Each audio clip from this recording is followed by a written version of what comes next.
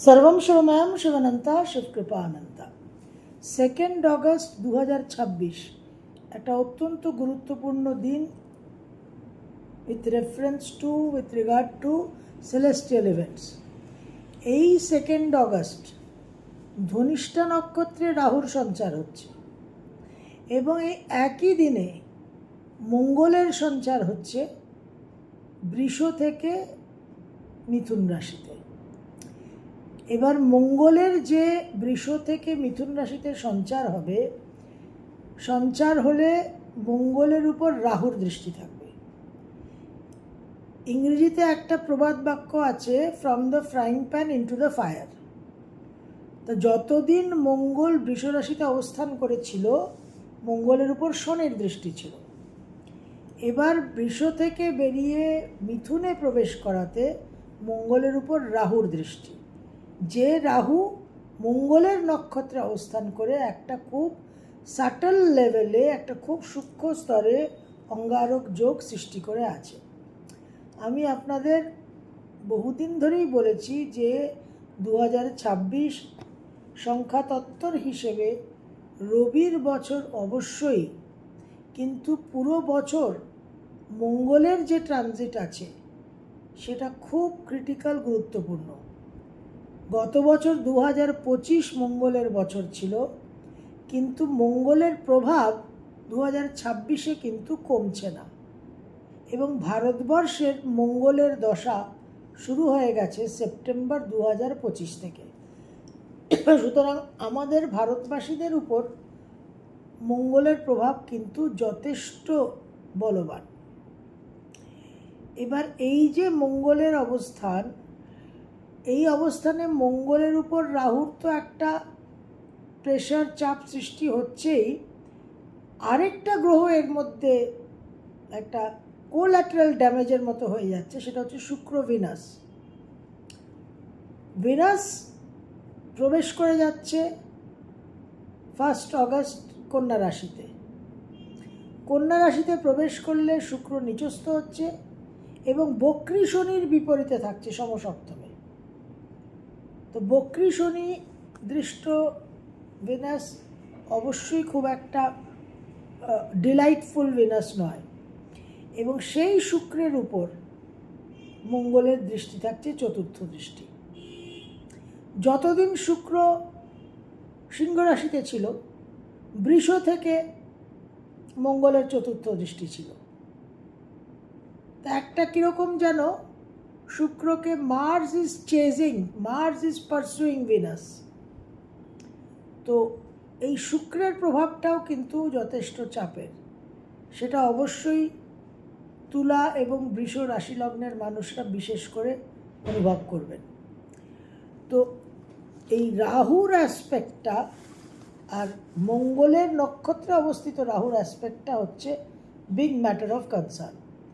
তাছাড়া এমনিতে আমরা জানি যে মঙ্গল যেখানেই থাকবে, যেভাবে থাকবে, যে জায়গায়, যে ঘরে থাকবে, সেখানে মঙ্গল একটা এনার্জি লেভেল বৃদ্ধি করবে, আমাদের সাহস, কারেজ বৃদ্ধি করবে এবং সেখানে অ্যাক্টিভিটি বৃদ্ধি করবে। বহু ক্ষেত্রে বহু ট্রানজিট হয়, নিঃশব্দে নীরবে ট্রানজিট ওভার হয়ে যায়, আমরা খুব একটা ফিল করি না। কিন্তু মঙ্গল এমন একটা গ্রহ যার transit will not go unnoticed, unfelt. মঙ্গলের এটাই একটা বিশেষত্ব। এবার থার্ড হাউস, কালপুরুষের থার্ড হাউসে অবস্থান করে কালপুরুষের ষষ্ঠে, নবমে এবং দশমে দৃষ্টি প্রদান করবে। তো এই মিথুন রাশিতে, যেটা হাউস অফ ইন্টেলেক্ট, এখানে ইন্টেলেকচুয়াল স্টিমুলেশন কিন্তু বিশেষভাবে হবে এবং এই মঙ্গলের উপর রাহুর দৃষ্টি থাকছে। সুতরাং আমাদের মন মানসিকতা, বুদ্ধি বিশেষভাবে অ্যাক্টিভেটেড হয়ে যাবে। একটা উদ্দীপনা, একটা উত্তেজনা, কনস্ট্যান্টলি মাইন্ড। এমনিতেই মিথুন রাশি সবসময় মাইন্ড ওভারওয়ার্কড, ওভার থিঙ্কিং চলে। সেখানে মঙ্গলের প্রবেশ হলে আরও অনেক বেশি মেন্টাল অ্যাক্টিভিটি বৃদ্ধি পাবে। এই সময় আমাদের যে কোনো রকম লার্নিং পারস্যুট, কোনো কিছু শেখা, সেটা পড়াশোনার ক্ষেত্রে হোক, কারিগরি বিদ্যা হোক, পার্টিকুলারলি কেউ যদি গাড়ি চালানো শিখতে চায়, কেউ যদি কোনো মেশিন চালানো শিখতে চায়, এই সময় এআই, মেশিন লার্নিং, বারবার যেটা আপনাদের বহুদিন ধরে বলে আসছি, এই এআই মেশিন লার্নিংয়ের সার্টিফিকেশন কোর্স করুন। যে কোনো রকম শখের বিষয়, হবিজের ইন্টারেস্ট, সেই দিকে আপনারা একটা এগোতে পারেন। মিউজিক্যাল ইনস্ট্রুমেন্ট, কেউ গিটার বাজাতে চাইছেন, গিটার বাজানোর শখ, কেউ তবলা বাজানোর শখ, এই শখগুলো পূরণ করার একটা সময়। নানান বিষয়ে কৌতূহল হবে। ছাত্রছাত্রীদের পড়াশোনায় একটা নানান বিষয়ে ইন্টারেস্ট হবে। এবার এখানে একটা ক্যাভিয়েট আছে, একটা ওয়ার্নিং আছে, যেটা ছাত্রছাত্রীদের ক্ষেত্রে হতে পারে, যে সিলেবাসের বাইরে গিয়ে অনেক বিষয় জানবার একটা কৌতূহল। এবার সেখানে সিলেবাস সাফার করবে। জেনারেল নলেজের দিকে একটা প্রবণতা হবে। তো সেখানে ব্যালেন্স মেনটেন করাটা ইজ ভেরি ইম্পর্ট্যান্ট। এই মিথুনের মঙ্গল প্রচুর মুভমেন্ট দেবে, গতিবিধি বৃদ্ধি করবে, নতুন কিছু করার, নতুনত্ব, জীবনের নভেলটি। মিথুন রাশি বুধ খুব চট করে একটা তার সব কিছু থেকে মন উঠে যায়, যে বোর্ডম থ্রেশহোল্ড খুব লো, চট করে খুব সব বিষয়ে বোর হয়ে যায়। তো নতুনত্ব খোঁজা, কমিউনিকেশনের ক্ষেত্রে বিশেষভাবে খুব স্ট্রং অ্যাসার্টিভ কমিউনিকেশন হবে। আমরা খুব জোরালো দৃঢ়তার সঙ্গে কথা বলতে পারবো। এই অ্যাসার্টিভ কমিউনিকেশন আমাদের বহু ক্ষেত্রে, যেখানে একটা হয়তো আমরা বঞ্চিত হয়ে আছি কর্মক্ষেত্রে বা দাম্পত্য জীবনে, বা যেখানে কোনো বিবাদ হয়েছে, সেখানে অ্যাসার্টিভ কমিউনিকেশনটা ভীষণ কার্যকর। একটা জিনিস আমাদের খেয়াল রাখতে হবে এই সময়, যে যেহেতু মিথুন খুব তর্ক করতে ভালোবাসে, এবং বহু ক্ষেত্রে মিথুন রাশি, মিথুন লগ্নের মানুষরা কুতার্কিকে পরিণত হন। তো কতটা কি ডিসপিউট তৈরি করে ফেলছে, ডিসএগ্রিমেন্ট হয়ে, অন্যান্যদের সঙ্গে একটা মতের অমিল হয়ে কতটা বিবাদ তৈরি হয়ে যাচ্ছে, সংবাদ চট করে বিবাদে পরিণত হয়ে যাবে। এই জায়গাটা খেয়াল রাখতে হবে। প্রচুর কথাবার্তা এই সময় আইন ঘটিত বিষয়, যে আউট অফ কোর্ট সেটেলমেন্টস, এই সময়টা আউট অফ কোর্ট সেটেলমেন্ট করার সময়, যাতে ডায়ালগ হবে, sit across, come to the table. এই সময় আর্গুমেন্ট হবে, কিন্তু সেটাকে কন্ট্রোলে রাখতে হবে। প্রচুর মেন্টাল এনার্জি ভীষণভাবে বৃদ্ধি পাবে। এবার সেখানে একটা খেয়াল রাখতে হবে যে এত একটা অস্বাভাবিক স্পিড বৃদ্ধি পাবে মেন্টাল থট প্রসেসের, কুইক থিঙ্কিং আমরা যেটাকে বলি, সেখান থেকে কিন্তু ক্লান্তি এবং স্ট্রেস হওয়ার সম্ভাবনা অবশ্যই নিজেদের একটু সংযত রাখতে হবে।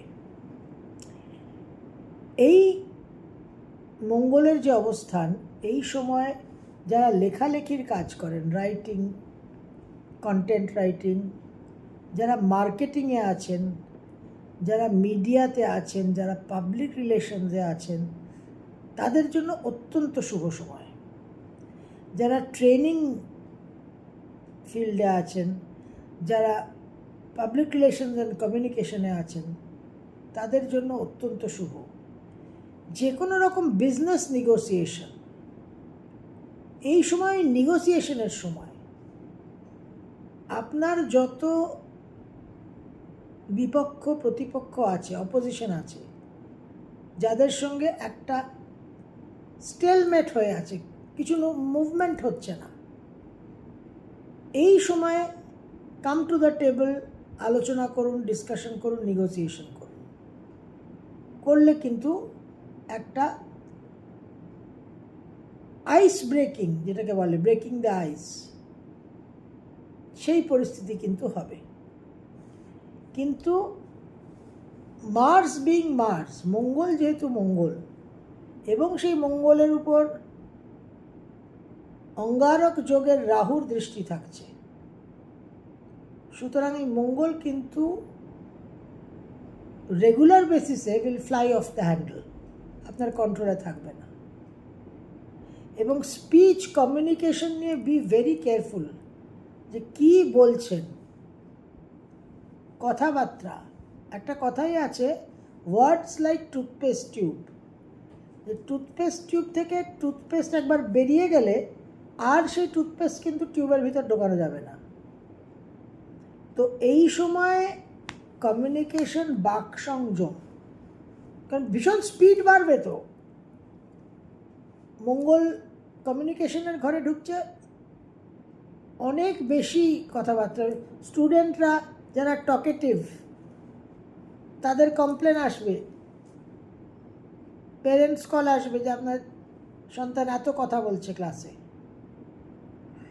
এই মঙ্গল মিথুন রাশিতে আপনাদের কথা বলার এমন একটা হঠকারী, এমন একটা পরিস্থিতি হবে যে কিছু বলে ফেললেন, এবার ওই যে কথাগুলো বলে ফেললেন, আর তো সেটাকে ফেরানো যাবে না, তীর বেরিয়ে গেছে। তো এই জায়গাটা বি ভেরি কেয়ারফুল। এই সময় যেটা আরেকটা পজিটিভ দিক, সেটা হলো যে আমরা সবসময় অনেক কিছু চিন্তা ভাবনা করি, মাইন্ড সবসময় অ্যাক্টিভ, কিন্তু যেটা চিন্তা ভাবনা করি সেটা কাজে পরিণত করা, একটা থট, একটা ভিশন, একটা প্রেরণা, একটা আইডিয়াকে একটা ফর্ম দেওয়া, আসল কাজে পরিণত করা, বহু ক্ষেত্রে আমরা পেরে উঠি না। এই মঙ্গল যে মিথুন রাশিতে প্রবেশ করছে, এই সময় we can do what we think. Mangal যেহেতু ওই স্পিডের একটা পজিটিভ সাইড, এটা স্পিডের একটা নেগেটিভ সাইড, যেরকম আমাদের ব্যালেন্স করতে হবে ওই বুধেরই ফিল্টারিং দিয়ে, মঙ্গলকে চেক করতে হবে মার্কিউরি দিয়ে, বিচক্ষণতা বিবেচনার সঙ্গে মঙ্গলের এনার্জিটাকে ইউজ করতে হবে। সেই রকম বুধের যে থিঙ্কিং, যে থটস, যে আইডিয়াস, সেটাকে মেটেরিয়ালাইজ করতে হবে মঙ্গলের এনার্জি দিয়ে। বোথ ওয়েজ কাজ হবে, এবং উভয় ক্ষেত্রেই আমাদের ব্যালেন্সটা মেনটেন করতে হবে। এখানে ব্যালেন্স ইমব্যালেন্সে পরিণত কেন হবে? কারণ রাহুর প্ররোচনা থাকছে। বহু ক্ষেত্রে বহু বিবাদ, কনফ্লিক্ট, এবং এই যে মঙ্গলের চতুর্থ দৃষ্টি থাকছে শুক্রের উপর, শুক্র শনির কাছেও মার খাচ্ছে, মঙ্গলের কাছেও মার খাচ্ছে। তো আমাদের রিলেশনশিপ, ফিন্যান্স, এইগুলো খুব ডিস্টার্ব হতে পারে, এবং রিলেশনশিপ রিলেটেড জীবনে অনেক অকাম্য পরিস্থিতি তৈরি হতে পারে। এই জায়গাটায় মঙ্গলের বুধের ঘরে অবস্থান, মিথুনে অবস্থান, এর পজিটিভটাকে ছেঁকে তুলে নেওয়ার জন্য বুধের বিচক্ষণতা বিবেচনা ইজ ভেরি ইম্পর্ট্যান্ট। আর বুধের যে ইন্টেলেকচুয়াল যে একটা বিশেষ ইন্টেলেকচুয়াল মুভমেন্ট হবে, ইন্টেলেকচুয়াল যে একটা